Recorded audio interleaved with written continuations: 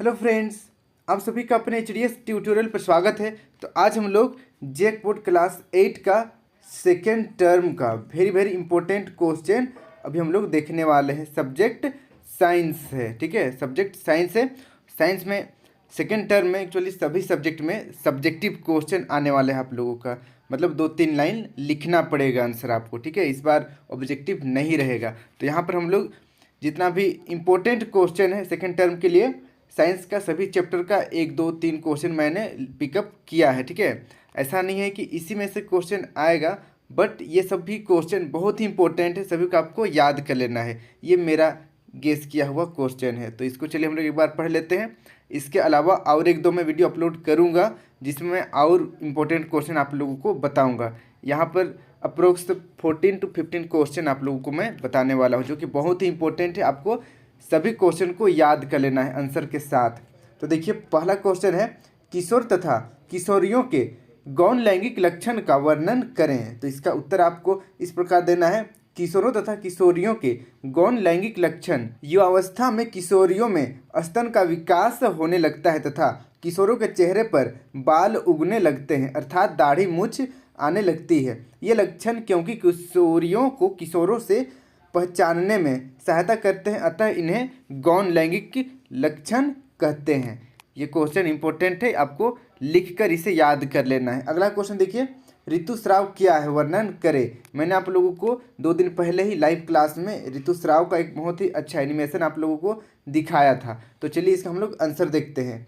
जब अंडाणु का निषेचन नहीं हो पाता है तब गर्भाशय की अंदरूनी परत में जमी हुई रुधिर वाहिकाओं का परत टूटती है और योनि द्वार से बाहर आती है, इसे ऋतुस्राव कहते हैं। इसे भी आपको याद कर लेना है। अब देखिए अगला क्वेश्चन, मनुष्य में लिंग निर्धारण को समझाएं। यहाँ पर बताना है कि लड़का का जन्म कैसे होता है और लड़की का जन्म कैसे होता है, मतलब लड़की लड़की क्यों बनती है और लड़का लड़का क्यों बनता है, इसके पीछे क्या कारण है, ये बताना है। तो इसका उत्तर देखिए, जब X गुणसूत्र वाला शुक्राणु अंडाणु को निषेचित करता है तो युग्मनज में 2 गुणसूत्र XX मिलकर मादा शिशु में विकसित होता है। अगर देखिए X शुक्राणु अंडाणु को निषेचित करेगा तो यहाँ पर XX बन जाएगा और वह मादा शिशु बनेगी, यानी कि गर्ल बनेगी, ठीक है, महिला लड़की पैदा होगी। वहीं पर देखिए, जब Y गुणसूत्र वाला शुक्राणु अंडाणु को निषेचित करता है तो युग्मनज में 2 गुणसूत्र XY मिलकर नर शिशु यानी कि लड़का शिशु में विकसित होगा। अगर XX रहेगा तो लड़की और अगर XY रहेगा तो लड़का, इसको आपको याद रखना है। अब बढ़ते हैं नेक्स्ट क्वेश्चन की ओर। अगला क्वेश्चन देखिए, मनुष्य की कोशिका के केंद्रक में कितने जोड़ी गुणसूत्र पाए जाते हैं। यह भी बहुत ही इंपॉर्टेंट क्वेश्चन है, 1 लाइन का है लेकिन इंपॉर्टेंट क्वेश्चन है। इसका आंसर हो जाएगा 23 जोड़े, ठीक है, 23 जोड़े पाए जाते हैं। टोटल 46 गुणसूत्र होते हैं। यहाँ पर पूछा गया है जोड़े में, तो 23 जोड़े होते हैं, इसे आप नोट कर लीजिए। अब हम लोग अगला क्वेश्चन देखते हैं। अगला क्वेश्चन देखिए, यौनारंभ के समय होने वाले शारीरिक परिवर्तनों की सूची बनाएं। तो यौनारंभ में कौन कौन सा परिवर्तन होता है उसका सूची बनाना है। इसका उत्तर देखिए, यौनारंभ में होने वाले परिवर्तन, पहला देखिए लंबाई में वृद्धि, दूसरा शारीरिक आकृति में परिवर्तन, तीसरा स्वर में परिवर्तन, चौथा जनन अंगों का विकास, पांचवा मानसिक बौद्धिक एवं संवेदनात्मक परिपक्वता प्राप्त होना और छठा देखिए शरीर के विभिन्न भागों में बालों का उगना। ये सब परिवर्तन होता है यौनारंभ अवस्था में। अब हम लोग बढ़ते हैं अगला क्वेश्चन की ओर। अगला क्वेश्चन देखिए, दृष्टि दोष के प्रकार को समझाइए। दृष्टि दोष के प्रकार को समझाना है। तो देखिए 2 टाइप का दृष्टि दोष होता है, एक निकट दृष्टि दोष, दूसरा दीर्घ दृष्टि दोष। तो दोनों को समझाना है। आपका क्वेश्चन में निकट के बारे में बस पूछा जा सकता है या फिर दीर्घ दृष्टि दोष के बारे में या फिर दोनों के बारे में पूछा जा सकता है। तो देखिए उत्तर, निकट दृष्टि दोष, जब कोई व्यक्ति नज़दीक की वस्तुओं को स्पष्ट रूप से देख सकते हैं परंतु दूर की वस्तुओं को स्पष्ट नहीं देख पाते हैं, निकट दृष्टि दोष कहलाता है। निकट दृष्टि दोष को अवतल लेंस के चश्मे का उपयोग कर दूर किया जाता है। तो यहाँ पर देखिए निकट दृष्टि दोष में दूर का वस्तु नहीं दिखाई देता है, जैसा नाम है उसका उल्टा इसका काम है, ठीक है। निकट दृष्टि दोष दूर का वस्तु नहीं दिखाई देगा। जैसे कि मुझे है, दूर की वस्तुएं मुझे साफ नहीं दिखाई देती है, इसलिए मुझे चश्मा पहनना पड़ता है। और फिर मेरा जो चश्मा है वो अवतल लेंस का है, ठीक है, अवतल लेंस मेरा चश्मा में फिट किया गया है। आगे देखिए, दीर्घ दृष्टि दोष। जब कोई व्यक्ति दूर की वस्तुओं को स्पष्ट रूप से देख सकते हैं परंतु नज़दीक की वस्तुओं को स्पष्ट नहीं देख पाते हैं, दीर्घ दृष्टि दोष कहलाता है। दीर्घ दृष्टि दोष को उत्तल लेंस के चश्मे का उपयोग कर दूर किया जाता है। इसे आपको याद कर लेना है। अब देखिए नेक्स्ट, ब्रेल लिपि किसे कहते हैं? तो इसका उत्तर देखिए, चाक्षुष दिव्यांग युक्त व्यक्तियों के लिए सर्वाधिक लोकप्रिय साधन ब्रेल है। लुई ब्रेल स्वयं एक चाक्षुष दिव्यांग युक्त व्यक्ति थे। उन्होंने एक पद्धति विकसित की तथा इसे 1821 में प्रकाशित किया। वर्तमान पद्धति 1932 में अपनाई गई। सामान्य भाषाओं, गणित तथा वैज्ञानिक विचारों के लिए ब्रेल कोड है। तो इसे आपको याद कर लेना है। ब्रेल लिपि वैसे लोग जो नहीं देख पाते हैं, बिल्कुल अंधे होते हैं, उन लोगों के लिए ब्रेल लिपि होता है। वे लोग ब्रेल लिपि से अपना पढ़ाई लिखाई का काम करते हैं। अब हम लोग बढ़ते हैं अगला क्वेश्चन, प्रकाश का परावर्तन किसे कहते हैं? प्रकाश का परावर्तन किसे कहते हैं? तो इसका उत्तर देखिए, वह प्रक्रिया जिसके कारण किसी वस्तु की सतह से टकराने वाली प्रकाश किरण वापस लौट जाती है, प्रकाश का परावर्तन कहलाती है। प्रकाश के परावर्तन को हम समतल दर्पण की सहायता से देखते हैं। अब देखिए अगला क्वेश्चन, प्रकाश के परावर्तन को किरण आरेख द्वारा दर्शाइए। ये भी इम्पोर्टेंट क्वेश्चन है, ठीक है, ये भी इम्पोर्टेंट क्वेश्चन है, आपको चित्र बनाने के लिए भी आ सकता है।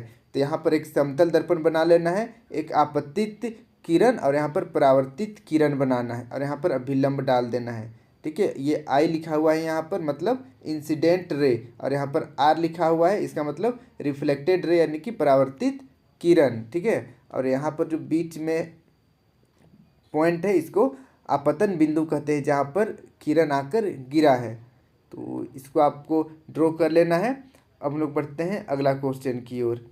अगला क्वेश्चन देखिए, परावर्तन के नियमों का उल्लेख करें। परावर्तन हमने अभी देखा, तो उसका नियम को भी याद रखना है आपको। तो इसका उत्तर देखिए, परावर्तन के नियम, आपतित किरण, परावर्तित किरण तथा आपतन बिंदु पर अभिलंब सभी एक ही तल में होते हैं। जैसे यहाँ पर समतल दर्पण है, यहाँ पर आपतित किरण है, परावर्तित किरण है, यहाँ पर अभिलंब है, तीनों एक ही तल में है। यहाँ पर देखिए एक ही डॉट में, ठीक है, एक ही तल में है। तो इसको कहते हैं नियम, ये पहला नियम है, तीनों एक ही तल में होगा।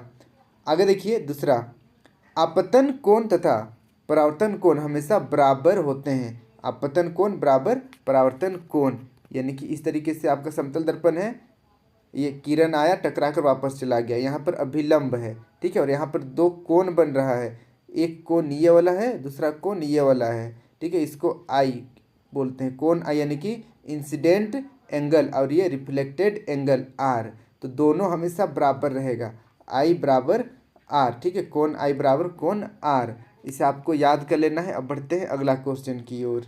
अगला क्वेश्चन देखिए, घर्षण कम करने के उपाय बताएं। तो इसका उत्तर हो जाएगा, घर्षण को कम करने की विधियां, पहला, सतह को चिकना कर घर्षण बल को कम किया जा सकता है। दूसरा, सतह पर पॉलिश कर घर्षण को घटाया जा सकता है। तीसरा, सतह पर पाउडर छिड़क कर घर्षण को कम किया जा सकता है। और चौथा देखिए, सतह के ऊपर चिकनाहट वाले पदार्थ, तेल, ग्रीस आदि लगाकर घर्षण बल को कम किया जा सकता है। तो ये सब उपाय हैं जिसके तहत हम लोग घर्षण को कम कर सकते हैं। अब आगे देखिए, घर्षण बल किस प्रकार लाभदायक है। तो इसका उत्तर है देखिए, घर्षण बल लाभदायक है क्योंकि पहला, घर्षण बल बिना फिसले चलने में सहायक होता है। दूसरा, सभी तरह के वाहन घर्षण बल के कारण ही बिना फिसले नियंत्रण में रहते हैं। फिर तीसरा देखिए, इस बल के कारण ही हम किसी वस्तु को हाथ से पकड़ सकते हैं। तो ये सब है घर्षण के लाभ, घर्षण बल से लाभ।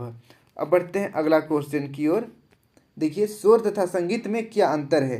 क्या कभी संगीत शोर बन सकता है? तो चलिए इसका हम लोग उत्तर देखते हैं। शोर क्या है? देखिए, अनियमित कंपनों से उत्पन्न होने वाले अप्रिय ध्वनि शोर कहलाती है। उदाहरण के लिए, कक्षा में सभी बच्चों के तेज तेज बोलने से, हथौड़ा चलाने से। अब देखिए संगीत क्या है, नियमित कंपनों से उत्पन्न प्रिय लगने वाली सुस्वर ध्वनि को संगीत कहते हैं। जैसे सितार के तार से उत्पन्न ध्वनि। यदि संगीत बहुत अधिक तेज तीखी ध्वनि का हो तो वह शोर का रूप धारण कर लेता है। क्लियर है? संगीत ही स्वर बन मतलब संगीत भी स्वर बन सकता है। अगर वह बहुत अधिक तेज तीखी ध्वनि का हो तो संगीत भी स्वर बन सकता है। अब बढ़ते हैं अगला क्वेश्चन की ओर। अगला क्वेश्चन देखिए, अपने वातावरण में शोर प्रदूषण के स्रोतों की सूची बनाएं।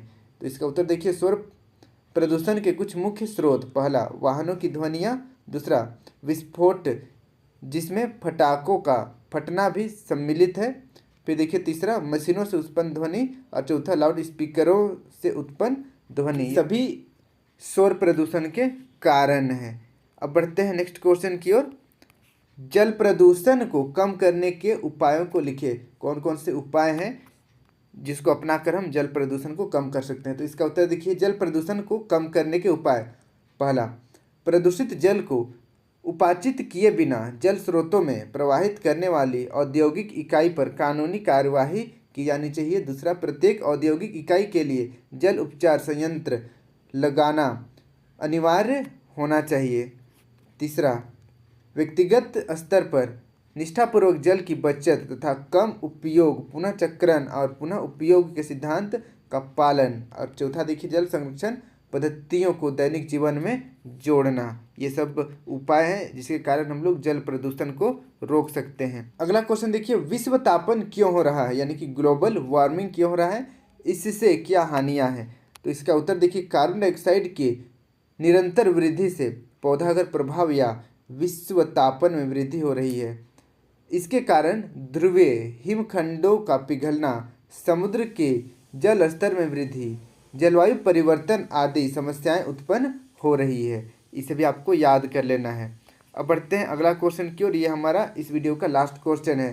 ठीक है, लास्ट मतलब ऐसा नहीं है कि पूरा क्वेश्चन आंसर ही खत्म हो गया, और बहुत सारा क्वेश्चन है, वो सब भी हम लोग किसी और वीडियो में देखेंगे। फिलहाल हम लोग बस इतना ही क्वेश्चन करने वाले हैं। ये लास्ट है। देखिए, कुछ आदिवासी वन जंगल पर निर्भर करते हैं। कैसे? बताना है कि कुछ आदिवासी जंगल पर निर्भर कैसे रहते हैं। तो इसका उत्तर देखिए, आदिवासी लोग वनों में या वनों के निकट रहने वाले लोग होते हैं। ये लोग अपनी प्रत्येक आवश्यकता की पूर्ति वनों से प्राप्त उत्पादों से करते हैं। इस प्रकार हम कह सकते हैं कि कुछ आदिवासी वनों पर निर्भर करते हैं। तो ये हमारा आंसर कंप्लीट हो गया है। यहाँ पर जितना भी मैंने क्वेश्चन बताए अप्रोक्स 14 to 15 क्वेश्चन बताया है, सभी को आपको याद कर लेना है। एग्जाम के पॉइंट ऑफ व्यू से बहुत ही इंपॉर्टेंट है। इसमें से कुछ ना कुछ क्वेश्चन तो एग्जाम में रहना ही रहना है। और वीडियो अच्छी लगी तो वीडियो को लाइक करके अपने सभी दोस्तों के साथ वीडियो को जरूर शेयर कर दीजिएगा।